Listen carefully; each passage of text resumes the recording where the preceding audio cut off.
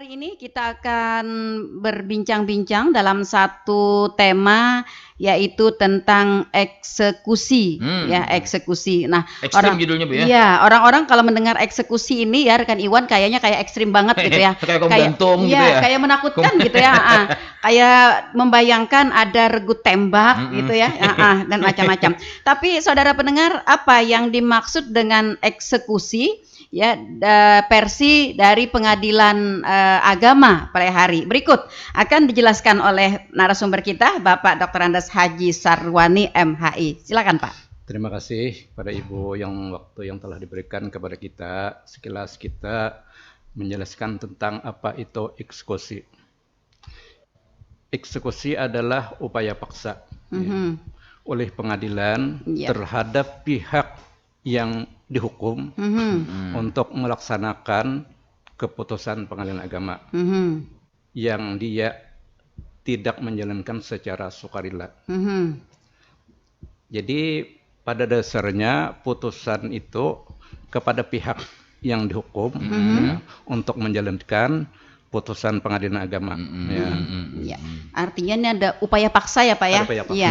Ekstrimnya di sini paksa itu, rekan Iwan. Iya, paksaannya itu ya. Jadi upaya paksa. Apapun yang dipaksakan nggak baik ya Pak? Ini sebenarnya tapi karena terpaksa juga ya, jadi harus dipaksa begitu ya. Oke, baik. Apa saja Pak ruang lingkup daripada eksekusi ini? Nah, jadi kita kini bercerita tentang hukum perdata gitu lah, hukum agama, hukum perdata bukan pidana yang menakutkan tadi bukan seperti itu. Iya benar. Saya di sini yang berdasarkan kewenangan pengadilan agama. Jadi eksekusi itu ada dua ya. Ada dua. Ada eksekusi real, ada eksekusi dengan pembayaran sejumlah uang. Eksekusi real dapat berupa pengosokan, penyerahan, atau pembagian, pembongkaran buat sesuatu untuk melaksanakan sesuatu atau tidak melakukan sesuatu. Jadi contohnya ya, sebelum kita masuk ke sana dulu kita prosedur seperti apa dulu. Ya. Pertama, putusan itu yang bersifat menghukum. Istilah dalam hukum itu kondemnator. Nah, artinya apabila dalam putusan itu menghukum kepada si A dan B untuk apa? Itu yang bisa diajukan eksekusi.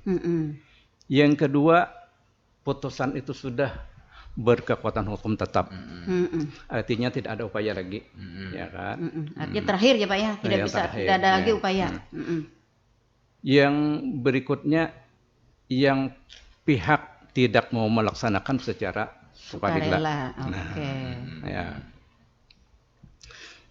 Kemudian kita belum. Kemudian prosedur tadi dulu ya. Kemudian apabila pihak yang anggaplah dimenangkan, contoh mamanya masalah waris, dihukum pengadilan menghukum kepada tergugat untuk membagi harta warisan tersebut, dan menyerahkannya kepada pihak penggugat. Nah, itu setelah itu ada putusan yang seperti itu kan, ternyata sampai berkekuatan hukum tetap mereka tidak melaksanakan. Nah, setelah itu pihak yang merasa menang ya, itu bisa datang ke pengadilan agama memohonkan ke pengadilan agama untuk melaksanakan eksekusi sebab waktu kita putuskan kita tidak tahu apakah dia jalan sana atau tidak. Betul. Kalau dia tidak datang kan kita tidak tahu kan. Betul.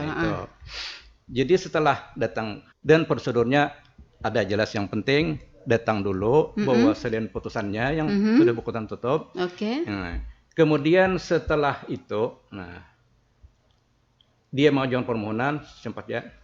Kemudian oleh ketua ya, itu dipanggil dulu pihak itu. Pihak yang tergugatnya. Yang tereksekusi, dipanggil, diberikan peringatan. Di samping memberikan nasihat dan juga kan kalau bisa ya secara sukarela. Diberi waktu dalam tenggang waktu 8 hari. Setelah dipanggil ya? Ya, setelah dipanggil, menghadap. diberikan peringatan selama 8 hari. Apabila dia tidak juga melaksanakan, baru dibuatkan penetapan tentang pelaksanaan eksekusi. Nah, sampai situ dulu ya. Kemudian, nah kita kembali kepada materinya tadi Pak. Jadi putusan itu bersifat koordinator. Pertama menghukum, kedua belah pihak tadi kan, ulangi tidak sudah berkekuatan hukum, kemudian tidak dilaksanakan secara sukarela. Jadi mengenai kita dipelihara ya, dipelihara kita selama kita di sini, alhamdulillah, karena itu bisa kita laksanakan secara mediasi yang bersifat harta baik waris atau harta bersama. Jadi dengan kegigihan ada mediator yang handal di di Pengadilan Agama Pelihara ini, Ibu Ketua langsung tahu. Itu tahun 2022 tadi kita mendapat peringkat 4 seluruh Indonesia-nya, dari 400 lebih sertifikat. Artinya, untuk penyelesaian secara kekeluargaan tersebut melalui mediasi ya. Kemudian jadi kita Ibu Ketua sendiri dapat terbaik 10 besar, Bu. Nasional Pak ya? Nasional toh. Dari 400 sekian serkar lebih. Jadi kita harus berbangga juga. Artinya di samping beliau juga tentu ada kesadaran dari masyarakat ini yang mau diselesaikan secara baik sehingga tidak sampai kepada putusan pengadilan. Kalau sudah putusan sampai eksekusi kan berat. Jadi itu yang kita perlu bangga di sini. Artinya di Kalsil kita yang ada di tanah laut ya. Jadi artinya di kurun waktu tahun 2022 ya, dari sekian 2001 akhir ya sampai 2022 dari sekian permohonan eksekusi yang masuk, belum ada yang ditetapkan untuk dieksekusi ya. Bukan eksekusi, Bu. Artinya mereka menjalankan putusan pengadilan awal.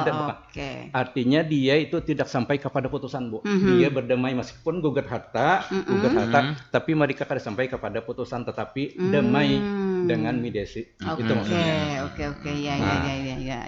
Iya, artinya luar biasa ya keberhasilan dari mediasi kita begitu ya. Ini adalah sebuah prestasi dari mediator, ya seorang mediator yang handal begitu. Yang kedua juga efek manfaat. Pertama keluarga tidak pecah.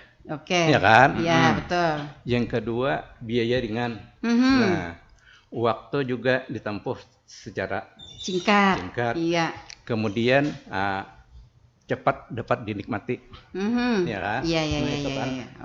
Mediasi itu. Iya, betul. Sehingga masalah eksekusi itu betul aja dianggap ekstrem lah, supaya orang kalau bisa jangan sampai ke sana. Jangan sampai dieksekusi gitu ya. Karena gimana pun akan menimbulkan akan menimbulkan berbagai dampak negatif begitu ya ketika eksekusi itu dilakukan ya. Meskipun mungkin bukan dibayangkan tadi eksekusi nyawa begitu ya, tapi tetap ada eksekusi ini akan ada menimbulkan dampak psikologis psikologis, kemudian juga nanti itu sih yang paling besar, Bu ya, psikologis ini. Iya, betul. Psikologis tetangga dan tetangga ngomong gitu ya. Iya, betul sekali. Nah, itu ya alhamdulillah ternyata masyarakat Kabupaten Tanah Laut mempunyai kesadaran hukum yang luar biasa ya, Pak ya. Ya sehingga dalam kurun waktu ini tidak pernah terjadi kan Pak ya? Ada pernah terjadi satu kali ya. Gini, ada putusan tahun 2020 kami belum ada di sini. Tetapi diselesaikan tahun ini tadi, Bu. Desember tadi. Itu sampai kita eksekusi lelang namanya karena tidak ada kesepakatan. Berupa apa kemarin itu, Pak? Berupa apa itu? Tanah, bangunan. Sengketa. Karena ini orangnya banyak, tidak mungkin kan dibagi secara real, otomatis dengan cara lelang. Tapi alhamdulillah itu berjalan dengan lancar, Bu. Bisa selesai. Sehingga yang pengumuman eksekusi di sini tidak ada tunggakan lagi di pengadilan agama. Artinya nol dulu. Dibandingkan yang dulu pasti di mana-mana ada, Pak. Yang tidak bisa dilaksanakan. Karena kan begitu sulitnya. Iya, begitu sulitnya. Kalau di teori mudah aja. Iya, betul. Teori memang mudah ya, Pak ya. Iya, tapi ternyata prakteknya di lapangan ini ada banyak sekali yang perlu dipertimbangkan, kemudian hambatan-hambatan yang harus dilalui. Pak, setelah adanya putusan pengadilan yang berkekuatan hukum tetap, ini tenggang waktu untuk mengajukan eksekusi itu berapa lama, Pak? Nah, jadi begini, yang nama sudah berkekuatan tetap, anggaplah tanggal ini, besok sudah bisa. Artinya sudah itu. Iya, mestinya sudah dilaksanakan gitu ya, sudah dilaksanakan. Artinya besok sudah bisa dia datang ke pengadilan untuk memohonkan seperti itu. Nah, sebentar. Sebelum eksekusi tetap kita upayakan mediasi, Pak. Jangan sampai tadi terjadi seperti itu tadi kan. Karena eksekusi ini tidak mudah. Sebagai contoh ya, Pak.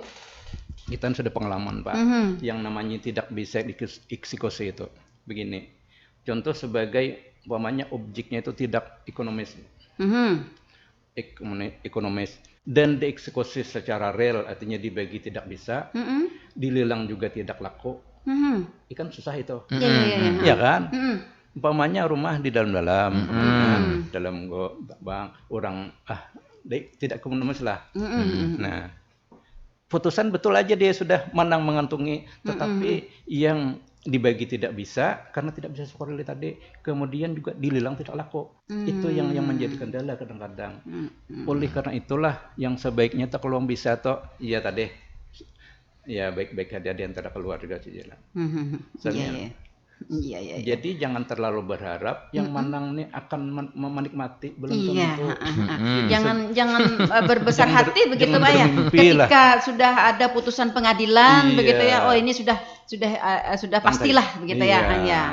Ternyata pelaksanaannya di lapangan ya, sungguh-sungguh sangat sulit, banyak hal yang dipertimbangkan. Pak, tahapan-tahapan pelaksanaan eksekusi real setelah adanya putusan pengadilan itu apa saja? Kan tidak serta-merta nih ya, misalnya, hari ini diputuskan, besok atau lusa tuh langsung dieksekusi begitu tidak kan ya? Ada tahapan-tahapannya. Bagaimana? Jadi tahapannya tadi setelah dia permohonan tadi kan, kembali ke sana, kemudian setelah itu terdaftar, dia memenuhi segala persyaratan yang telah ditentukan.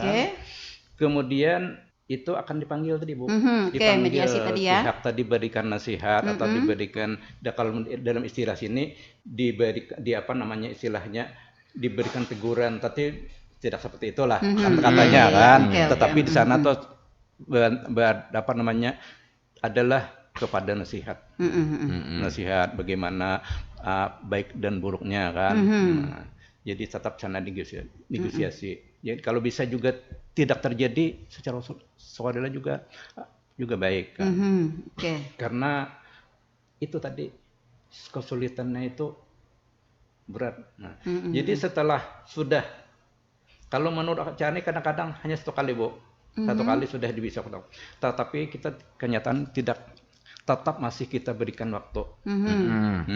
Umpamanya kita beri bukan berapa hari, kita beri waktu lagi sekian hari, siapa tahu ada perkembangan kita panggil lagi, negosiasi lagi, artinya berkali-kali lah dilakukan negosiasi lagi di luar penasehatan tadi ya.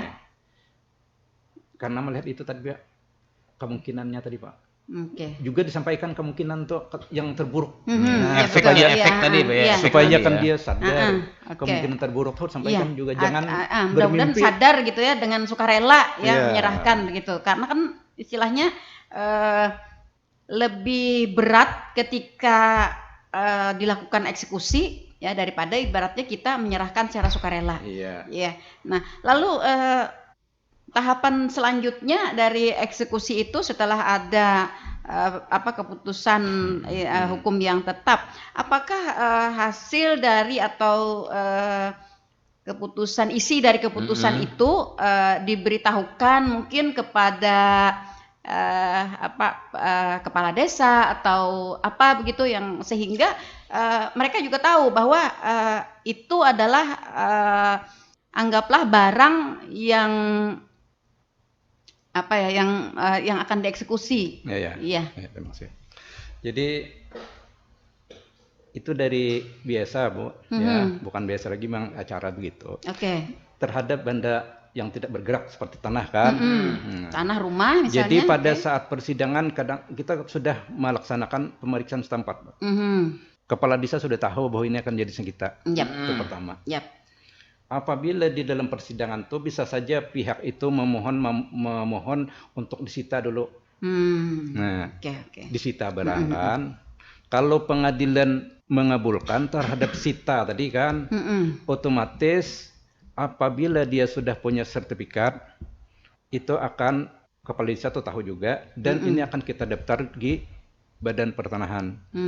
Artinya ini tersita oleh pengadilan. Nah, pertama. Itu kan tahu. Kemudian itu pada saat sita, baik PS kadang-kadang juga kita beritahu. Jadi ada dua, ada pemeriksaan setempat, memastikan ada objeknya. Ada nggak barangnya begitu ya? Iya.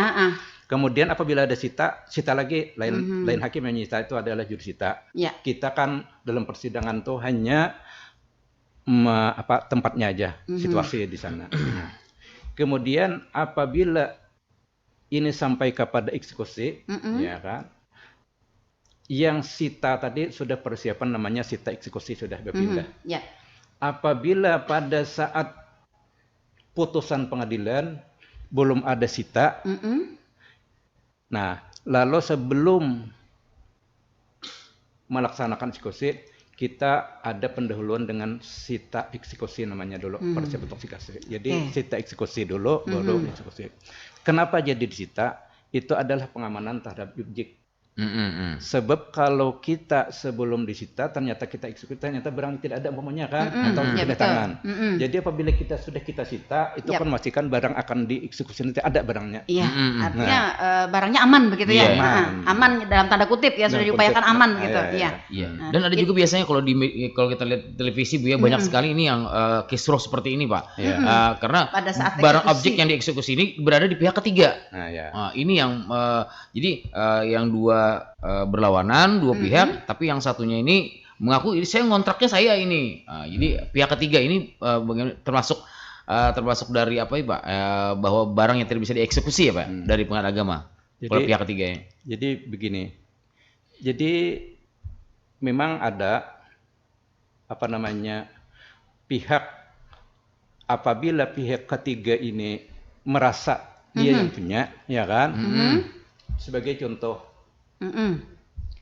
setelah terjadi putusan, pada ternyata si pihak ketiga ini yang sebenarnya dia memiliki objek itu. Nah, pada saat eksekusi dilaksanakan atau eksekusi, dia mengetahui itu sebenarnya dia bisa melakukan perlawanan eksekusi namanya. Dengan cara perlawanan itu akan kita periksa. Tapi dia harus jelas membawakan bukti apa. Contoh pada saat sidang tidak diketemukan adanya sertifikat, hanya surat-surat biasa saja diputus oleh pengadilan, kan itu saja kan. Ternyata setelah kita putus, pihak ketiga ini ada yang punya sertifikat yang sah. Masuklah dia sana. Oleh karena itu, oleh pengadilan dihentikan dulu itu. Diserahkan, periksa dulu itu. Si ini pihak ketiga itu. Jadi itu prosedurnya.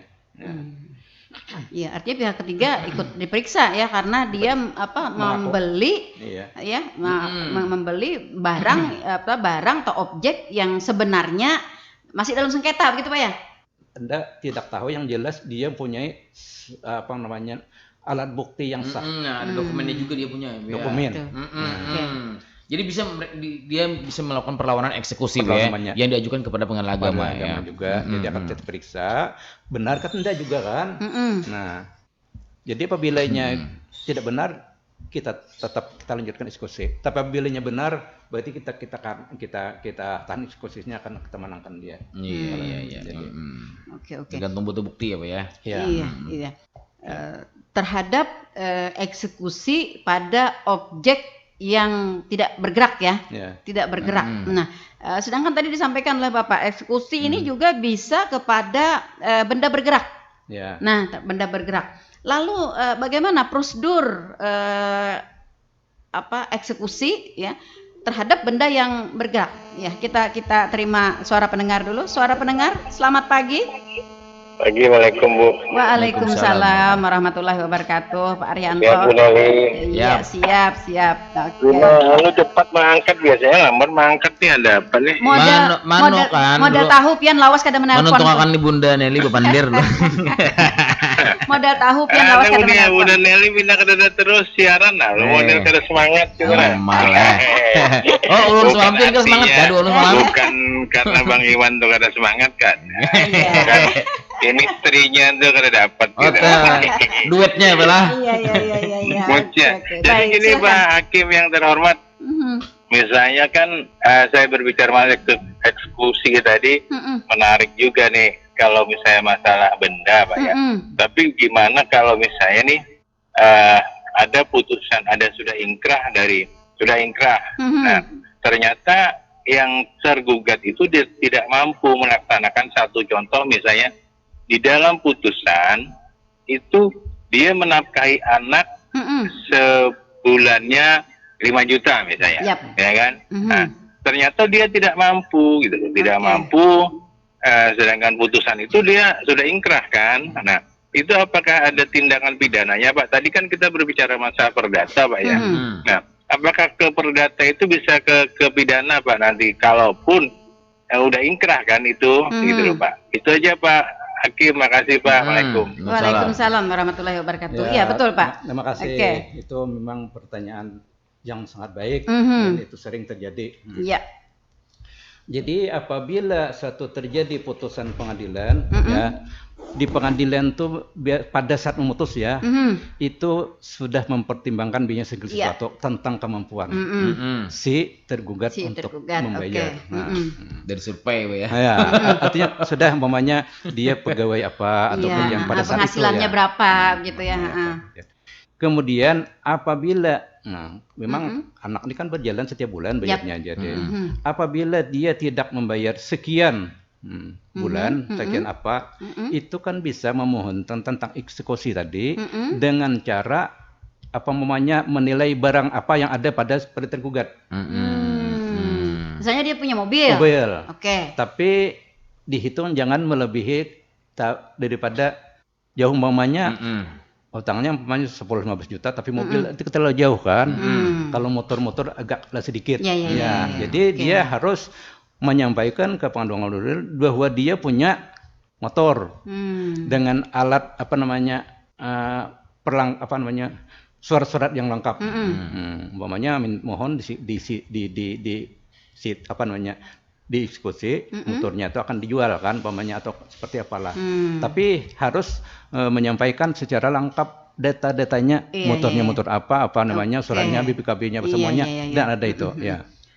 Jadi tidak bisa kan dipidanakan, tidak bisa karena kita tetap pada perdata ya Pak ya. Artinya bukan tidak termasuk dari wan prestasi ya atau ingkar janji begitu terhadap putusan itu begitu. Kalau wan prestasi juga tetap kategori perdata juga. Tetap kategori. Jadi artinya tidak bisa dipidanakan ya. Jadi bisa tadi mencari barangnya yang kira-kira bernilai ekonomis yang tidak jauh bandingnya dengan nilai beban dia, hukuman kepada dia. Tetapi artinya si penggugat harus melakukan permohonan lagi begitu Pak ya?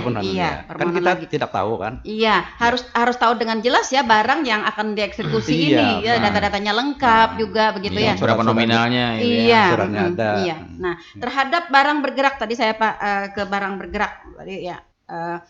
Kalau barang yang tidak bergerak tadi kan lebih mudah ya.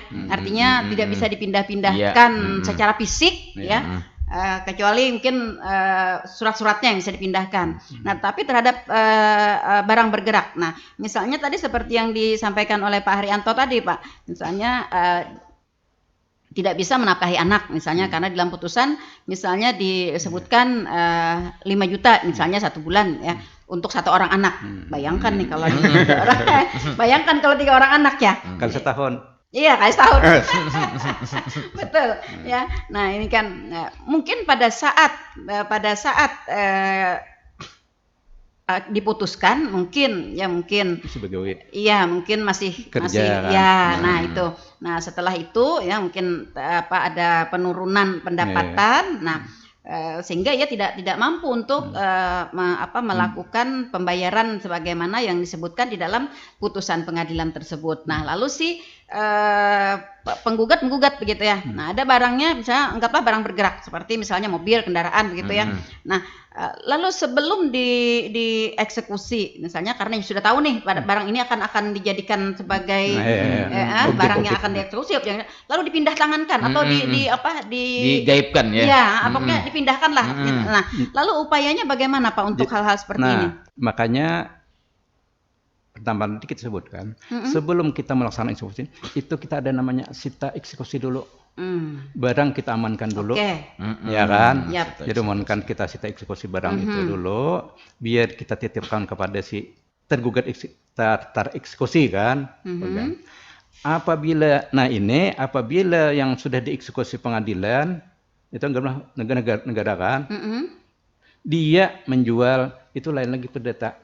Nah, itu jadi pidana namanya. Nah, itu kan sudah melanggar kan, karena ketentuan itu dia hanya dititipi eksekusi. Dititipi artinya belum ada keputusan ya. Iya. Jadi dia Oke, baik, suara pendengar, selamat pagi. Halo, selamat. Waalaikumsalam warahmatullahi wabarakatuh. Ibu Armah ya? Kayak kada salah nah. Iya, suara kayak berbeda kena garing. Ada kayak itu pulang hari ini nah. Iya. Kalau besok kan panas benar. Lali pulang jarang kedengaran suaranya ya Mas Iwan. Oke. Ini kalau ya mendengar diskusi ini kayaknya jadi kayak yang ada di sana. Iya, oke. Baik, silakan Bu Armah. Itu tadi loh yang kan eksekusi tadi loh. Itu barang apa aja. Ini kan mengenai kayaknya orang sudah berumah tangga, tapi kan cuma anak 1 kan. Oh, ini anak rumah ini untuk anak aja kan, kayak itu Bu. Iya. Setelah itu dari pihak yang bapak atau mamanya itu, ini kan sudah ampun anak. Ini kita kan usus anak. Kita bola rumah ini kan masalah anak kan, gitu Bu. Nah, tapi itu kan apakah orang tuanya atau anaknya itu sudah diberi sudah di perjanjian ngarannya Bunda lah. Apakah kalau mau anaknya kan tempat mamanya. Kalau mau yang dijual kan itu ada lagi melanggar apa-apa gitu, kada ada lagi. Oke. Itu aja Bunda. Oke, baik. Terima kasih Bu Armah. Salam sehat semuanya, semangat ya. Amin. Kita puasa sama bapak-bapak juga. Ya. Oke. Makasih banyak. Assalamualaikum. Waalaikumsalam warahmatullahi wabarakatuh. Nah, ini tadi Pak tentang sebuah rumah yang sudah diperuntukkan artinya untuk anak. Iya, biasanya kayak itu ya. Rumah diberikan oleh anak. Nah, kita keluar sama-sama keluar gitu kan ya. Nah, tetapi pada kenyataannya si ibu tinggal dengan anaknya di rumah itu. Nah, lalu rumah itu dijual. Nah, apakah ini melanggar? Yang menjual siapa? Ibu mungkin Pak Ibu, karena dia tinggal dengan anaknya situ tadi. Jadi kita berbicara yang di pengadilan, yang adasan putusan pengadilan. Apakah itu putusan pengadilan atau yang biasa dilaksanakan di kampung? Ya kan? Kemudian yang menjadi ranah di pengadilan itu biasanya apakah tanah ini akan sudah dihibahkan kepada anak atau seperti apa kan? Kalau hanya untuk kan kita tidak bisa yang sebenarnya kan. Ya, artinya tidak ada hitam di atas putihnya ya. Nah, anggap aja misalnya Bu, anggap aja misalnya Pak ada ketika ada materainya ketika proses perceraian mungkin ya antara si ibu dan si bapak itu sudah ada kesepakatan bahwa harta berupa rumah itu akan dihibahkan ke anak. Nah, kemudian si ayah mungkin dan ibu membuat kesepakatan itu. Nah, setelah berjalannya waktu begitu, lalu rumah itu dijual. Jadi gini, kesepakatan itu apakah kesepakatan di bawah tangan atau kesepakatan di pengadilan. Nah, itu harus tahu juga. Sebabnya kalau di luar ini kadang-kadang ada kesepakatan itu isinya liar yang tidak sesuai dengan aturan-aturan yang mempersulit kan. Betul. Kalau kesepakatan biasanya di pengadilan itu akan terukur.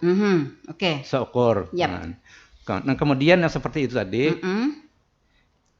itu kan dilihat menjual itu seperti apa. Ya, penjualan itu apakah secara sesuai dengan aturan juga kan.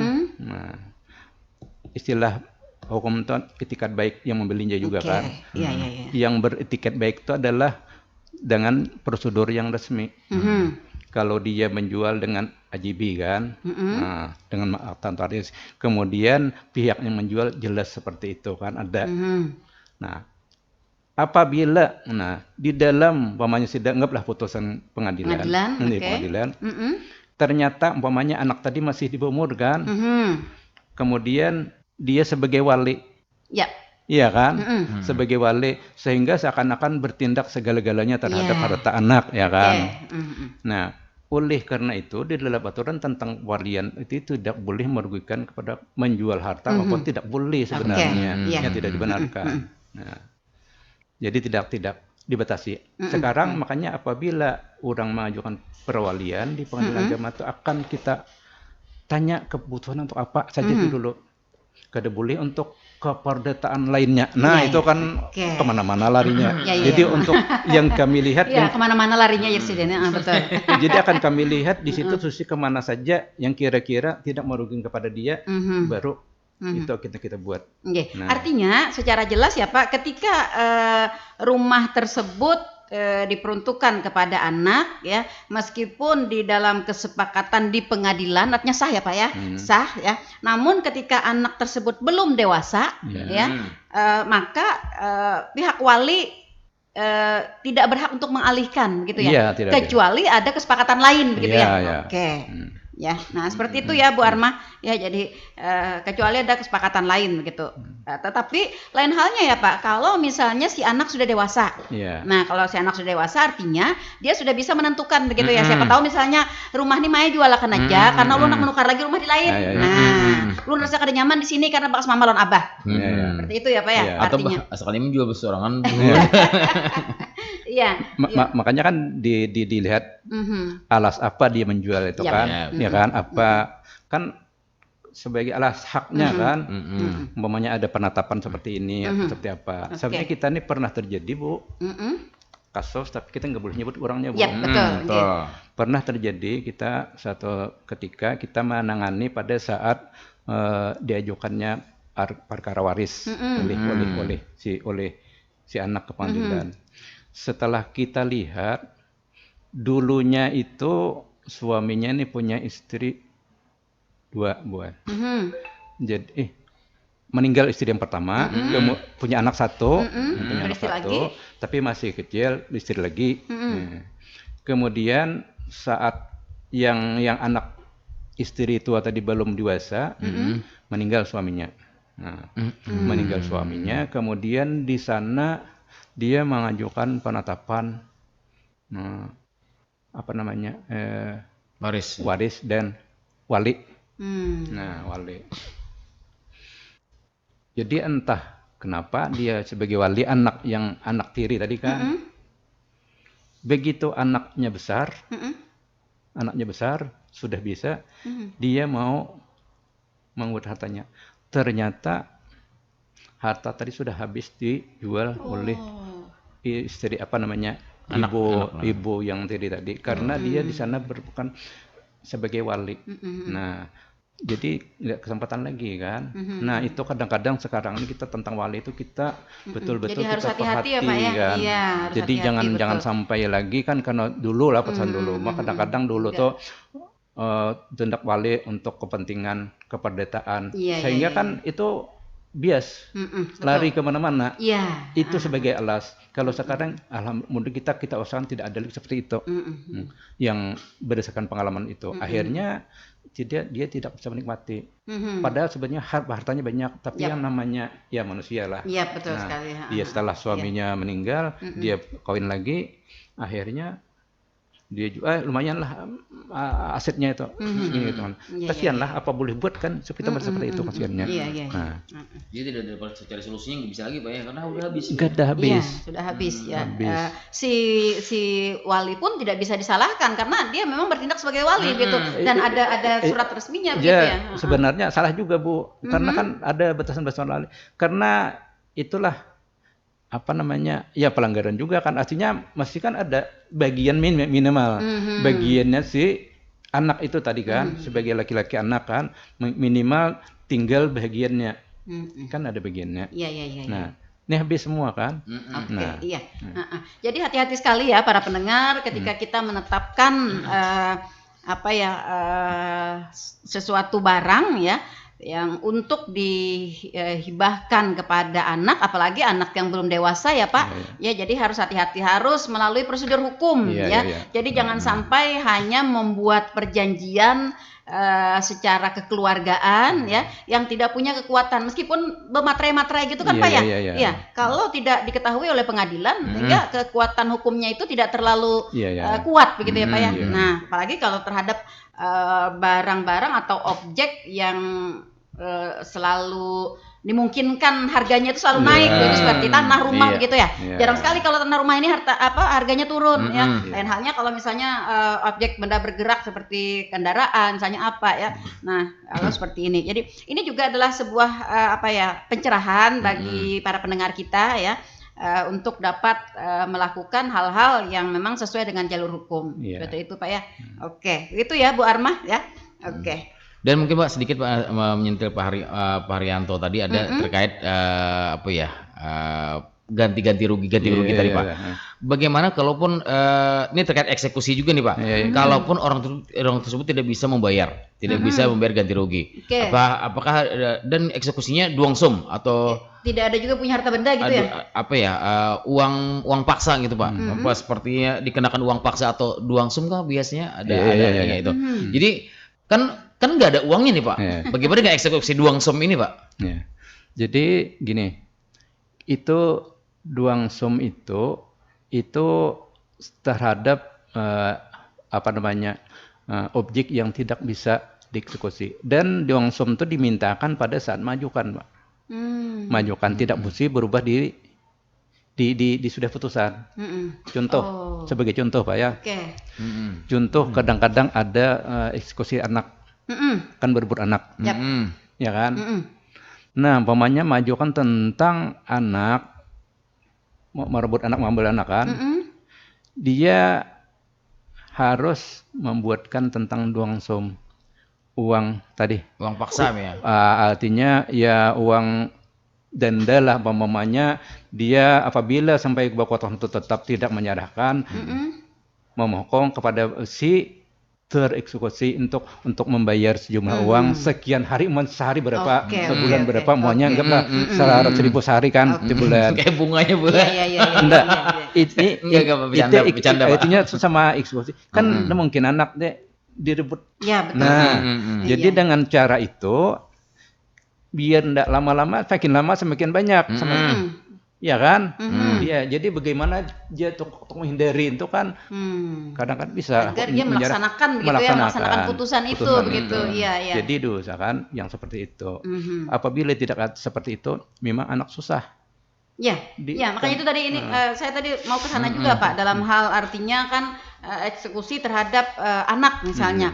Nah, pada saat di pengadilan ya disebutkan bahwa hak asuh anak misalnya jatuh kepada ibu misalnya Pak ya. Nah, tetapi pada saat ini anaknya berada di tempat ayahnya. Nah, sampai beberapa waktu diberikan batasan, tetapi si ayah tidak mau menyerahkan kepada ibunya. Nah, lalu dalam hal ini pengadilan agama mengeksekusi ini seperti apa Pak? Nah, itu yang perlu kita tadi, itu termasuk objek yang susah dieksekusi, termasuk yang berat.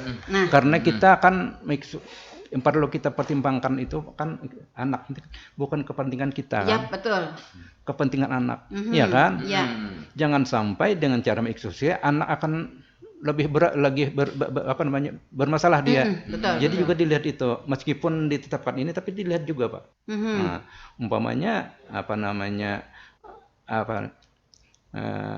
keselamatan anak. Ya. Jadi bukan orang tuanya. Ini kadang-kadang sekarang tuh harus saya. Nah, ya kan, bukan anak. Harus saya, ya harus betul. saya. Jadi tidak mempertimbangkan kepentingan terbaik anak ya. Iya, jadi, tapi sebenarnya di balik itu ada kepentingan masing-masing. Nah, sebenarnya kan itu, makanya sekarang itu kan tentang anak itu berhubungan dengan masalah anak, itu dilihat yang paling utama itu adalah ada kepentingan anak. Jadi bukan kepada mereka lagi. Oke. Nah, artinya dalam hal ini apakah ini yang disebut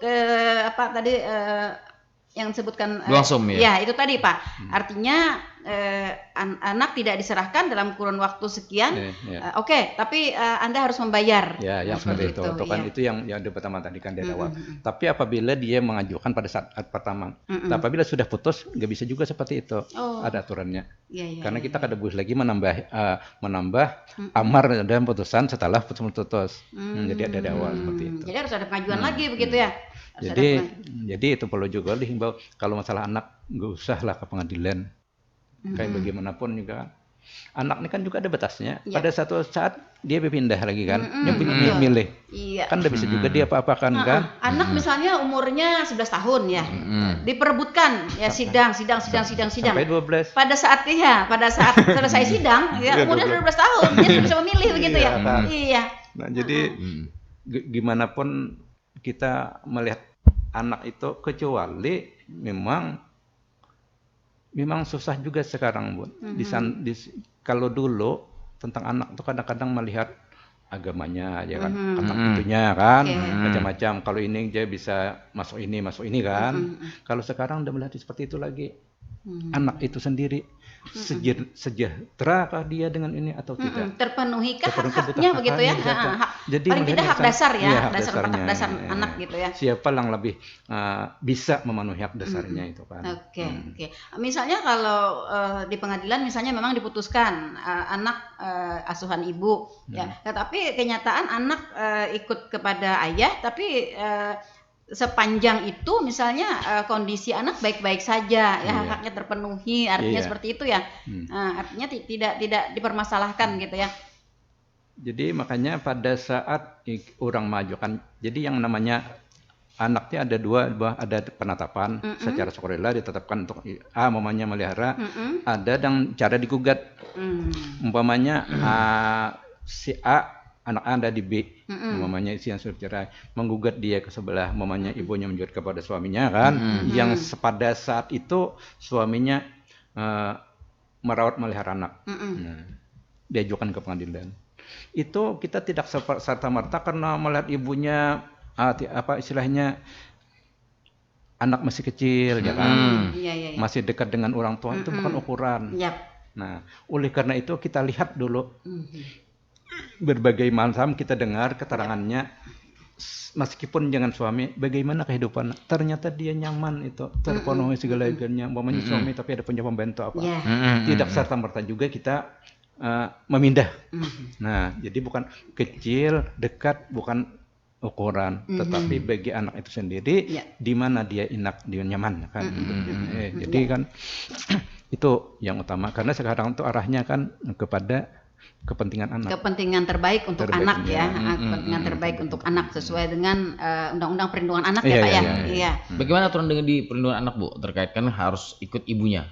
Iya. Di dalam undang-undang memang diatur ya bahwa anak yang di bawah 12 tahun begitu ya. Nah, itu ikut ibu ya. Namun ada pertimbangan-pertimbangan tertentu. Nah, seperti itu ya. Ketika misalnya ibu mungkin sering melakukan kekerasan terhadap anak, ya haknya juga bisa. Atau misalnya ibu tidak punya pencarian tetap Pak ya. Ada fakta-faktornya juga. Ada beberapa hal juga pertimbangan. Betul sekali seperti itu ya. Jadi tidak serta-merta ya. Jadi seperti itu. Nah, para pendengar juga dapat memahami ini begitu Pak ya, memahami itu. Jadi tidak mutlak ya, tidak mutlak. Sesuai dengan aturan yang berlaku, misalnya anak di bawah umur 12 tahun itu adalah hak mutlak oleh ibunya. Ya, tapi ada faktor-faktor lain yang harus dipertimbangkan. Ya intinya ya segala sesuatunya dipertimbangkan atas kepentingan terbaik untuk anak. Ya, betul. Gitu. Intinya itu ya. Bisa juga Pak ya, anak misalnya tidak nyaman dengan ibunya, tidak nyaman dengan ayahnya, akhirnya ikut neneknya. Iya, ternyata neneknya yang lebih yang lebih bisa yang lebih dianggap lebih dapat memberikan jaminan untuk memenuhi hak-hak anak tersebut. Seperti itu ya. Oke. Baik, waduh, waktunya. Iya. Ini Pak, ke perlindungan keperlindungan bagi penggugat yang menang tadi ya, bagi penggugat yang menang.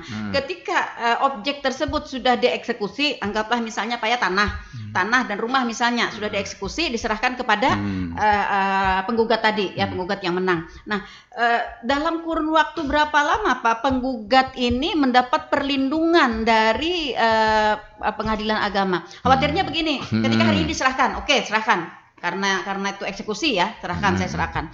Tapi pada saatnya berjalan waktu nanti dia akan melakukan berbagai upaya begitu, teror kah apakah gitu. Nah, bagaimana dengan hal ini Pak? Jadi pada saat eksekusi, kalau anggap real tadi kan, tanah dibagi, ini siano, ini sekian A, B, C kan, sudah ini, kemudian setelah ditetapkan, si pihak yang tereksekusi tadi kan membuat istilahnya yang seperti ibu tadi, itu kan ranahnya bukan kepada kita, itu kan sudah ranahnya kepada pidana. Karena itu kan, umpamanya apa bentuknya dia ngambil secara paksa kan sudah putusan ini sudah dilaksanakan, jadi ranahnya ke pengadilan lagi. Setelah adanya eksekusi ya Pak ya, setelah adanya eksekusi ya, ternyata misalnya pihak yang dieksekusi ya melakukan hal-hal misalnya yang dianggap mengancam keamanan gitu ya, artinya ranahnya kepada pidana. Iya, kepada pidana. Pengadilan agama sendiri Pak setelah dilakukan eksekusi itu adakah perlindungan lanjutan atau selesai sampai di situ? Jadi apabila sudah dieksekusi selesai, bagi pengadilan tidak ada lagi perdetannya itu. Berarti kasusnya ditutup ya sementara ya. Sudah selesai. Ya, karena urusan keberatan. Apabila di luar pada itu kan bukan lagi ranahnya. Terakhir dari lo nih Pak. Jadi banyak sekali masuk yang kami bacakan di sini Pak, relas panggilan yang dikirim dengan pengadilan agama ke sini Pak ya. Banyak kita bikinkan formatnya. Jadi terkait ini Pak, orang tersebut sudah dipanggil secara resmi, secara media juga sudah dipanggil. Namun ini berkaitan dengan eksekusi nih Pak, karena pemohon minta dieksekusi. Tapi sudah beberapa kali panggilan secara resmi, sudah disurati melalui radio juga dipanggil relas panggilannya. Tapi tidak datang, tidak hadir dalam persidangan tersebut. Apakah pengadilan agama langsung bisa mengeksekusi? Apa aja yang dimaksud? Dia mungkin ada sebuah objek yang tidak bergerak lah mungkin. Jadi itu tetap sesuai acaranya seperti itu. Apabila sudah dipanggil secara patut, secara resmi, dia tidak memenuhi panggilan, aman yang tadi kan, peringatan tadi selama 2 kali sudah beberapa kali, itu kita akan melaksanakan itu Pak. Bisa Pak ya? Bisa tetap, karena dia sudah kita beritahu secara patut. Kecuali dia tidak tahu kan. Nah, sudah dilakukan pemberitahuan berdasarkan jalur-jalur yang sudah ditentukan oleh hukum ya, undang-undang. Artinya tidak serta kita menyerbu-nyerbu, tapi ada tahapan-tahapan. Begitu juga kalau jadi kebetulan ada juga tahap-tahapan yang harus dia lakukan juga kan. Jadi yang namanya perdata tadi ada aja jalan-jalannya kan. Yang ditakutkan Pak, setelah sekian lama baru dia untuk perlawanan eksekusi tiba-tiba datang gitu Bu ya. Silakan bisa Pak ya untuk mengajukan juga ya. Tapi kan artinya sudah dilakukan prosedur ya sesuai dengan hukum yang berlaku begitu ya. Iya. Kalau umpamanya kan pada suatu saat dia melakukan gugatan perlawanan eksekusi lah. Atau umpamanya mengajukan pika umpamanya kan atau apalah kan. Memang apabila memang mereka benar, itu akan yang real tadi akan bisa dikembalikan. Kalau yang benar, bisa dianu lagi kan. Dibuka kembali Pak. Artinya akan diproses tersendiri lagi begitu Pak ya. Pada saat dipanggil tidak datang gitu ya, maka proses hukum akan berjalan. Ya. Jadi yang namanya perdata tetap diperiksa itu, dan tetap tidak bisa belah ke pidana, ya kan? Iya, kata Pak Haryanto ya, bisa ke pidana ya. Oke Pak. Tidak bisa, iya, oke. Baik, sebenarnya terhadap eksekusi ini memang sesuatu hal yang sangat-sangat terpaksa dilakukan ya Pak ya. Ya, namun sebelumnya juga diharapkan bahwa kedua belah pihak harus beritikat baik, kemudian dapat memecahkan permasalahan tersebut secara kekeluargaan, berlapang dada, karena dampak-dampak dari eksekusi ini ya bukan hanya kepada kedua belah pihak ya Pak ya, tapi nanti akan menimbulkan merambat kepada pihak-pihak lain ya, seperti itu ya, apalagi kalau terhadap hak asuh anak ya, dan lain-lain ya, pokoknya semuanya ya yang berkaitan dengan eksekusi itu akan memberikan dampak yang luas ya. Ya, bukan hanya kepada kedua belah pihak. Ya, bukan hanya juga kepada kerugian material, tetapi juga dampaknya kepada psikologis. Dampak luas yang tidak nyaman, Bu ya. Iya, itu luar biasa seperti itu ya. Kita berharap mudah-mudahan kita berbahagia juga ya di tanah laut, tadi disebutkan oleh Pak Sarwani ya, eksekusi ini tidak banyak, tidak bahkan hanya ada 1, 2 gitu ya Pak ya. Ya, alhamdulillah ya. Kesadaran masyarakatnya. Iya, kesadaran masyarakat kita mudah-mudahan semakin berjalan waktu semakin tinggi ya. Kemudian juga kita jempol juga penghargaan dan apresiasi kepada mediator kita ya yang luar biasa ya, dapat memediasi ya sehingga tidak terjadi eksekusi ya secara paksa seperti itu. Baik. Waktu kebersamaan kita sudah berada di penghujung Pak ya, tapi sebelum kita tutup saya ingin closing dulu dari Bapak. Oke, silahkan Pak. Jadi terakhir karena menyangkut masalah istilahnya kita sengketa keluarga ya. Yang namanya keluarga itu kalau bisa tetap keluarga ya. Meskipun apa-apa diakhiri dengan keluarga dengan baik ya kan. Meskipun kalau apapun bentuknya, harta kah apakah. Jadi karena kan kita adalah bertemu baik, berpisah pun baik gitu ya. Itu sesuai dengan anjuran. Itu maunya seperti itu. Ya. Barangkali itu Bu ya. Oke, iya. Baik, kita berharap ini dapat memberikan pengembangan wawasan, pengetahuan, dan meningkatkan kesadaran hukum bagi masyarakat kita, khususnya para pendengar setia Radio Tuntung Panah FM di mana saja Anda berada, yang berkaitan dengan hal-hal yang berkaitan dengan ranah pengadilan agama ya Pak ya, khususnya yang materi yang kita bicarakan pada hari ini yaitu tentang eksekusi ya. Oke, sampai di sini jumpa kita di Inspirasi Pagi edisi hari ini Selasa 21 Maret 2023. Terima kasih Pak Sarwani atas kebersamaannya. Terima kasih juga kepada para pendengar yang sudah berkontribusi bersama kami dan para pendengar yang sudah setia stay tune di 102,3 RPPL Radio Tuntung Panah FM, radio berinteraksi untuk pembangunan Kabupaten Tanah Laut.